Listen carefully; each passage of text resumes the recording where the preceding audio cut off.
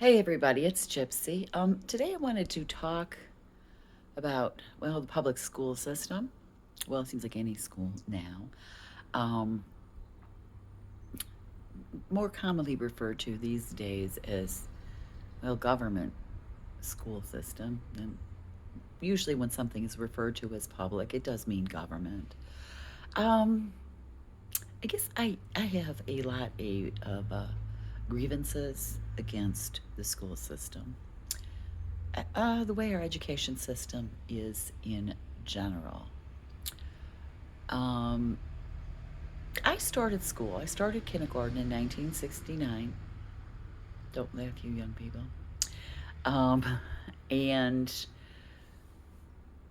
for up until I started high school, you just had your school district was pretty much um,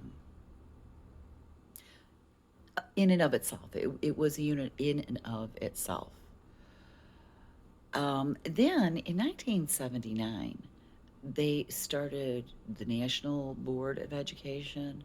I can't understand why. I think that's when schools really started to go downhill. Now, I remember up until 1979 when I was in elementary school and middle school, well, we said the Pledge of Allegiance every morning before school started.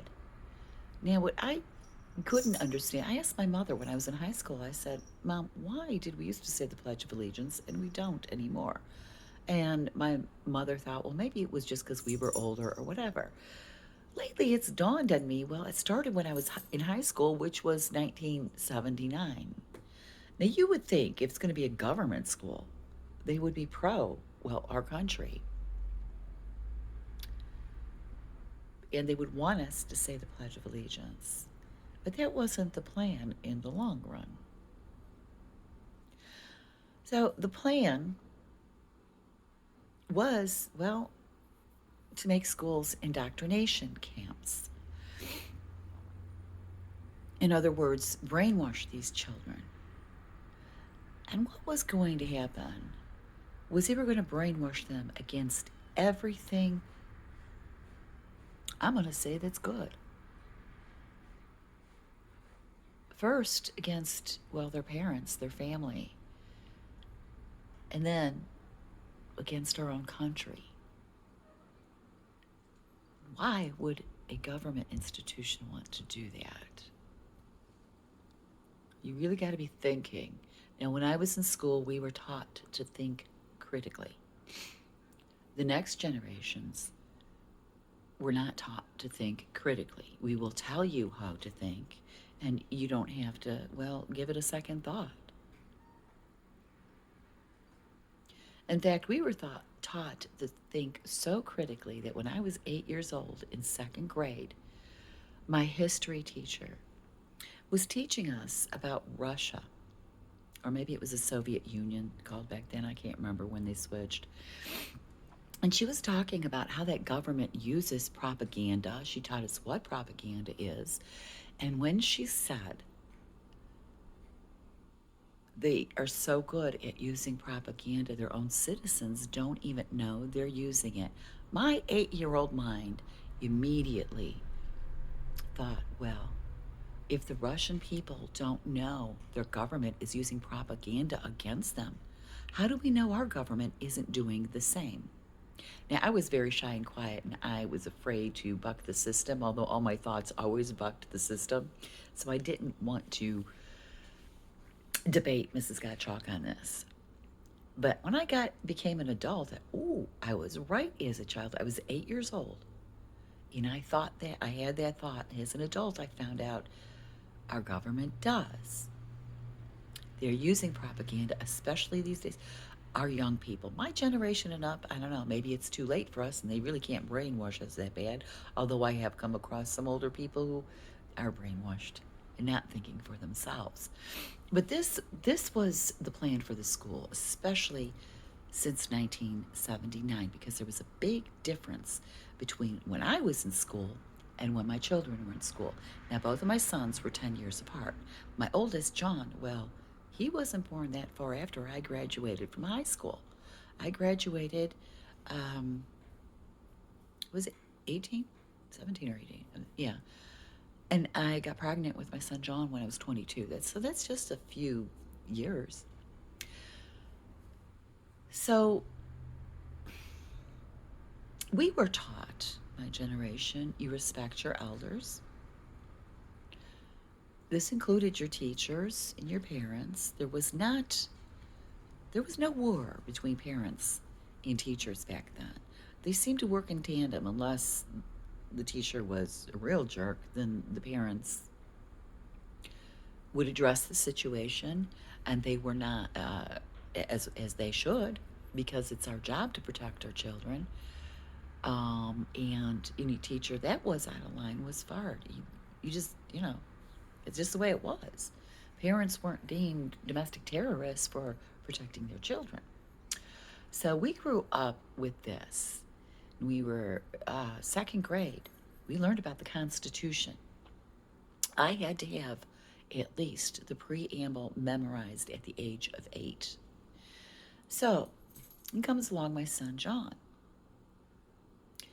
When he got to be a teenager, I began to wonder what happened to my son. All of a sudden, he hated me. He did not act like my son anymore. His father and I couldn't do a damn thing right. No, but no older person could. We were the enemy. It was horrible. Now, every teenager goes through this to some extent. It's normal and natural in your breaking away from, your family and becoming an adult. You're trying to find yourself, who you are. And that's normal. But to this extent, it was something else. And my son did admit to me in later years that they literally taught the kids how horrible their parents are. How horrible. Okay, now my sister, she had a few things with her school district. One, now my sister, who's an extremely healthy cook, would get notes sent home that she put the wrong thing in her daughter's lunches. My sister, who knows how to bake a healthy cookie, my nieces would get in trouble because of what their mother backed. And my sister and I were like, who the hell are you to tell us how to feed our kids and how to raise our kids? Another instance was, and my nieces were just a few years younger than John.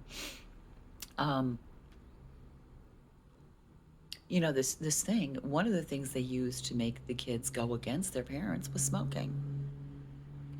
Now here's my gripe. If you smoke tobacco, you are treated like a criminal, like you're a horrible person. Yet, it is okay to be a drug addict. Mental illness is being made to be normal and a badge of honor instead of dealing with the issue and confronting it head on. No, now we're taught to be victims and not try to improve ourselves. Well, if that's the case, then why bother incarnating? We incarnate to learn lessons and to grow and to improve upon ourselves. So if you're going to come into this world and say, oh, well, I have this issue, I'm not going to address it because being mentally ill is a badge of honor, or being just, a mean person is a badge of honor. So I'm going to just wear this badge of honor because it's okay. Well, why bother incarnating? Don't come. I'm talking wrong people. You guys are already here. Don't come if you guys are planning that. My granddaughter isn't, she said, so she can come. Anyways, so that doesn't make sense to me. Any little thing they can think of, and this was during my oldest son, he graduated in 2006 from high school. They were literally training these kids to hate the older generations, particularly their parents. I was like, I didn't even know who my son was anymore. I didn't get my son back till he was an adult and he got out of school. And then he died. So it's ridiculous. Oh, yes, and let me comment how he died. Suicide, because of this sick world. So that's my issue with school. Now, my younger son, 10 years apart, I had a couple miscarriages in between. Um, they acted like my son was their son. Um, his dad and I were talking about this the other day. They acted like they knew my son better than me.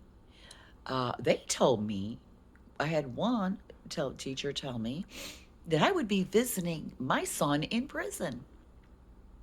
Another teacher later, when he was in like middle school, I think, this saying I was going to visit him in prison. I think he was around kindergarten, first grade age, then in like middle school or high school it was, that my son is not capable, he can't do it, he's going to be a failure, etc. My son told me one time, he said, Mom, had they been teaching me anything I could use during my life, anything useful, a life skill, I would have paid attention. He goes, but I didn't care because they were teaching us stupid stuff. So my son, let's say he wasn't always in school, he was late, and when he was there, he was only physically present. So we had had enough. I mean, our family was a wreck because of what was going on with my youngest. We decided when he turned 16, okay, let's do it. We let him drop out of school. We signed the papers. His dad and I literally floated to the Notary Republic. We were so happy. We were the only parents Notary Republic asked what the papers were. We're like, oh, we're letting our son drop out of school. We were so excited. I am telling you, that's how bad it was. So it was the best thing we ever did for our family because, my God, it was like this huge collective sigh of relief and everybody relaxed. And my son, he says to me one day, he says, Mom, can I borrow your library card? I said, sure. And he went to the library, and anything he was interested in that he wanted to study, he got out of the library and taught himself. My son's a whiz with finance and stuff like that. He had started to get his GED, but for whatever reason changed his mind. My son is 24 years old, making more money than any of those teachers. And this started, I think, when he was 19 or 20. He started making big bucks. This kid is so smart that without a high school diploma even, he is more successful than those teachers who insulted him. It is the government school's plan to brainwash these children. Believe me, they don't have my youngest because he doesn't buy into that shit. He wasn't even paying attention. It was so stupid, he said. He said they weren't teaching me what I needed to, to survive in this world. He says they weren't teaching that. They want our children to be dependent. Now, this is what I've been watching, because when I was young, we were taught to be independent, to become adults. And parents, it is your job to raise your children to leave home one day, usually somewhere between 18 to mid-20s. In my day, it was more like 18 to 21, 22. That's when we started leaving home. If you have an adult child, and this is aside from health issues that would require they're dependent on you, aside from that, you have a healthy child, an adult, who way into adulthood is still dependent on you, and you want him that way, well, I'm sorry, you didn't do your job. As much as painful as it was for me to drop my oldest off at college, I cried. When my younger son got married and then got a job across country and stuff like that, and he became an adult, I cried. I mean, I was proud of them, but I also cried because they weren't my babies anymore. But that meant we did our jobs right. And my sons are very independent. Well, John, of course, he's crossed over, but he was very independent. His brother's very independent. We have to go back to the old ways. Ignore the government is messing with our children. It is our job as parents to teach them to be adults. not to hang on to our apron strings for the rest of our lives. You're not doing your kids any favors because you're not going to be here forever. You're not. The day will come when you're not here. What is your child going to do when you're not here? Oh, Big Brother, that's right, the government. They're brainwashing our children to not think for themselves, to question nothing. Whatever the narrative du jour is, our young people are supposed to accept without questioning. And I am not going to tell you my feelings on whatever the narrative du jour is. First of all, my feelings are more complicated. They are not straightforward because I am more a diplomatic person and I can see both sides. But however, I do question everything. Every child should be taught to do that. So you have first, well, we're going to have you hate your parents, your family. Then we're going to have you hate your country, hate who you are, hate your nationality, hate your heritage, hate your people. And it doesn't matter the color of your skin. They're doing it one way or another. Be ashamed of who you are and where you came from. Be ashamed of what happened to you. Be ashamed of what you did, even if you didn't do it because you weren't even born yet. Or how about this one? In my case, my family wasn't even here yet, so nobody could have done it in my family. Okay? And then you have other groups of people, well, you are being told they're not capable and we have to help you. Oh, bullshit. Everybody's capable if they put their mind to it. It has nothing to do with your heritage, who your ancestors were, or whatever. You're capable if you want to be. So they want us to hate our country. They are teaching our children to hate our country. I don't understand that. Now, I hate our government and what's going on, the deep state, and the division they're trying to put between us. We have to teach our children to truly don't, all right, you hear this or that, and you consider it, okay? And you question it. Think about it. Just don't swallow it without thinking about it. Find who you are. Don't let them tell you who you are. Don't let anyone tell you who you are. You have to look within. That's what a spiritual journey is really about, is looking within yourself, doing it yourself, and finding who you are and loving the being. Not letting people on the outside, even if it's the government or people you think are so wonderful, telling you who you are. There's nobody more wonderful than yourself. I used to think others were better than me and knew more. Don't fall into that trap no matter how old you are.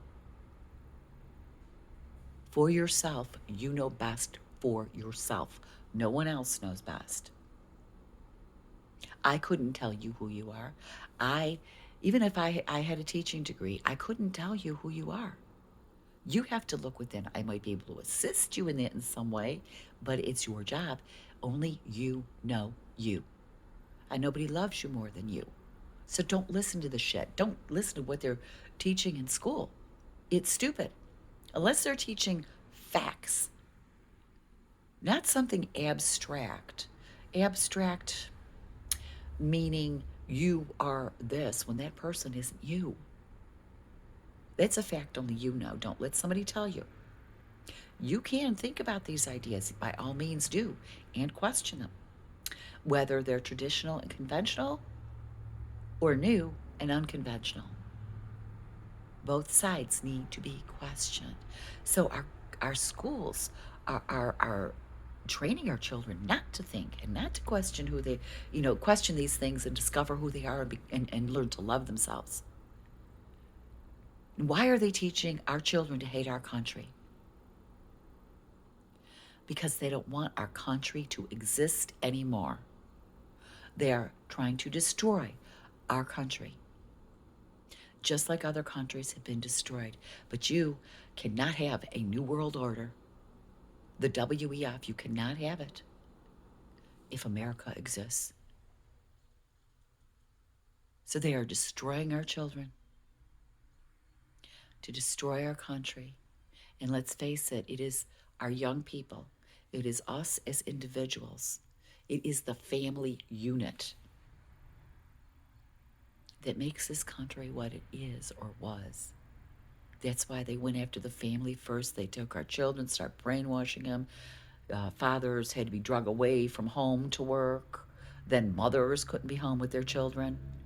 And their children are drug off to these indoctrination camps and brainwashed against their family morals, against everything that was good and right, just to destroy this country so there could be a new world order. If this world had morals and we understood how powerful we truly are and that we can take care of ourselves, then having a united globe, I'd like to say, might be possible, but not under these circumstances. The schools are messing up our children, people. I am happy to say my future grandchild will not be going to schools, not be going to a public school, not be going to private school.